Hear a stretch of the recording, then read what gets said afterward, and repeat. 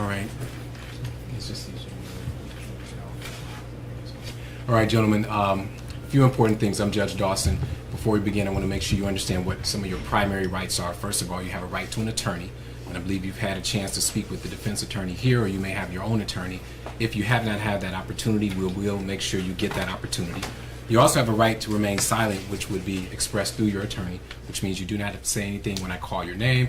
You may be asked to come to the microphone with your hands visible, if that's able, or if you're capable of having your hands visible, then that's what we would ask you to do. Otherwise, you do have that right to remain silent. And then you have a right to what's called a probable cause or a preliminary hearing.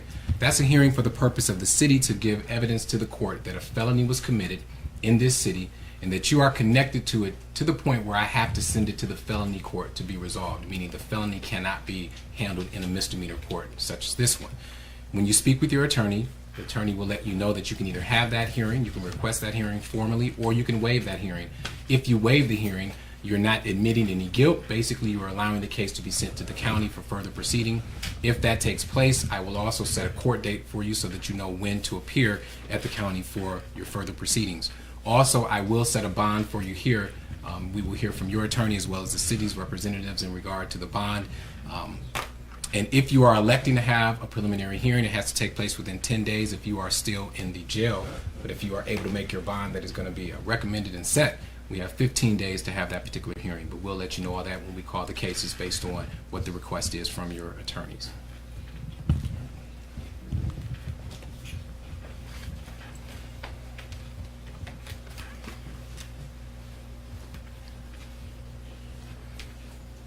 First case is 18 CRA 01163, the City of East Cleveland versus Ronald Newberry. Good morning, counsel. Good morning, Your Honor. For the record, K. Ranke, 216-374-7660. Thank you very much. I have here two counts. The first one is a violation of 2903.01, a charge of aggravated murder. And then there's a second 2903.01 charge of aggravated murder.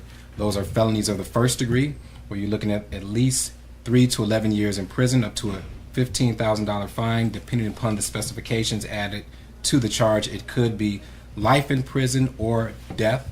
And it looks like in this particular situation, they have indicated that life is a possibility as well as death. The complaint states specifically that on or about the 10th day of October 2018 in the City of East Cleveland, Ronald Newberry did knowingly, purposely, and with prior calculation and design cause the death of Paris Bradley while committing or attempting to commit aggravated robbery. Okay, pause right there.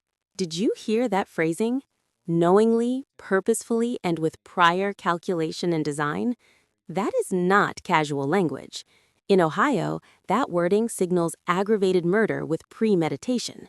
Prosecutors are not saying this was reckless. They're not saying it was heat of the moment. They're saying this was planned. And here's where it escalates. This is a double homicide tied to aggravated robbery and burglary. That combination makes this a potential death penalty specification case. So from the very first reading of the complaint, the stakes aren't just high, they're absolute.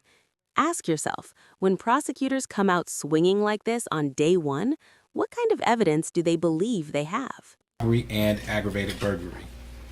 The second charge states that on or about the 10th day of October 2018 in the City of East Cleveland, Ronald Newberry did knowingly, purposely, and with prior calculation and design cause the death of Paul Bradley while committing or attempting to commit aggravated robbery and aggravated burglary. Counsel, in regard to the probable cause hearing. Judge, I have gone over with my client. We would demand a preliminary examination. Okay. He has indicated so on the form and the advisement of rights form, which I can provide to the court. But we voluntarily surrendered upon being notified that there was an active warrant. I did call the detectives, made arrangements, and turned them in voluntarily to the East Cleveland Police Department last Thursday. We were informed originally that the court date was going to be on Tuesday. It was subsequently pushed back until today.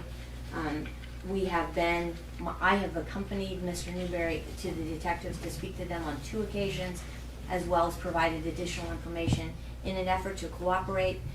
It is my understanding that on at least 3 occasions, while he's been in the city jail outside of my presence, the detectives have brought him up, spoke to him in his jail, attempted to speak with him, which is certainly a violation of his attorney-client privileges.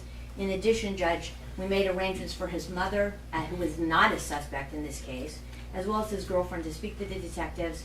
His mother was arrested. Mr. Newberry was told by the detectives that his mother was going to remain in jail until such time that he confessed. His mother has been subsequently released. We are demanding a preliminary hearing, but I would ask for the record that there be no contact with my client outside of my presence by any law enforcement. We've also spoken to the prosecutors who were present last Friday. They are also aware of my representation. All right. Thank you, counsel. So first of all, what we're going to do is set the preliminary hearing for Monday, November 19th, and I believe we set that time for 12. Noon. Yes. Thank you, Judge. So let's do that.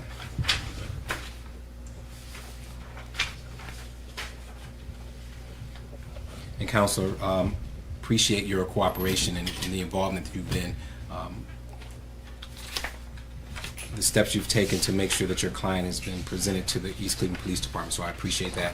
And I don't think it's unreasonable to make that request on the record and even in the presence of the court, that there be no contact with your client. So I do understand that. I'm sure the city understands that at this point.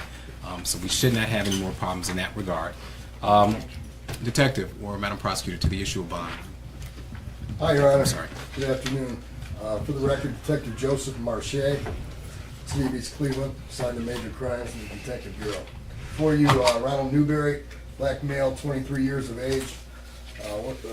We're not going to put his address out today.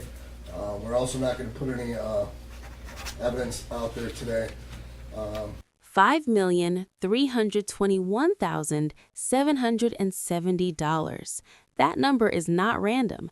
The detective even says it's significant to the victim. That suggests symbolism, possibly birthdays, dates, or something deeply personal tied to the case. That's a statement bond. And legally, let's be clear, bond isn't supposed to be punitive. It's meant to ensure appearance in court and protect the community. But when bond is set this high, especially in a capital-eligible case, the message is unmistakable. This defendant is not going anywhere. Notice what the judge says, too.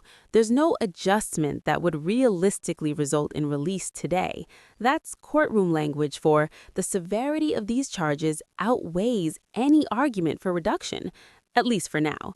So here's the real turning point, the preliminary hearing on Monday. That's where we'll get our first glimpse at the prosecution's evidence. The question is, will it match the magnitude of these accusations? Due to the fact that there is media here.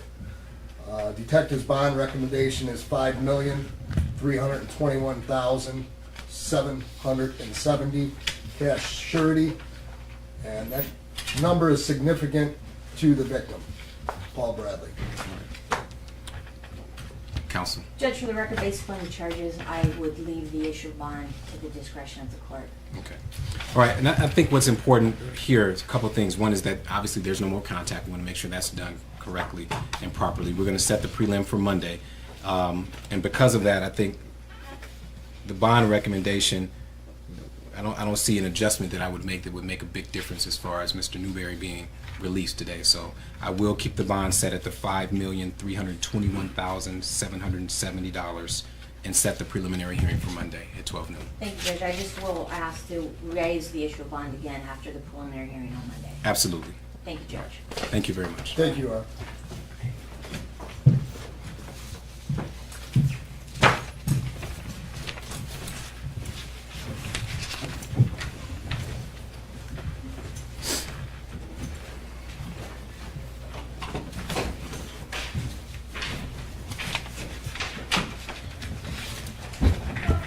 And so the other